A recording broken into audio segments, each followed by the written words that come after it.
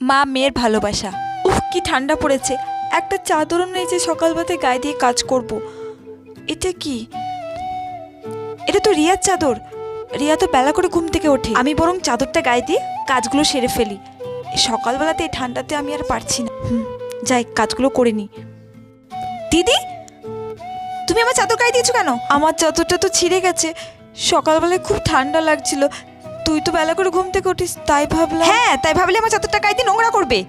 তুমি যে আমার চাদরটা গায়ে দিয়েছো, তুমি জানো চাদরটার দাম কত? দাও আমার চাদর। নিজে তো কেনার সামর্থ্য নেই, আমার চাদরটা গায়ে দিয়ে নোংরা করছো। মা, আমি তোমার জন্য একটা জিনিস এনেছি। কি রে মা, কি জিনিস এনেছিস? চাদর? এ তো অনেক দাম, তুই এত টাকা কোথায় পেলি? তুমি আমাকে টিফিনের জন্য যে টাকাটা দাও না, ওইটা জমিয়ে আমি এটা এনেছি। আমার মানু কত বড় হয়ে গেছে, মায়ের কষ্ট বুঝতে শিখে গেছে। এর সাথে প্লিজ সাবস্ক্রাইব করে যেও।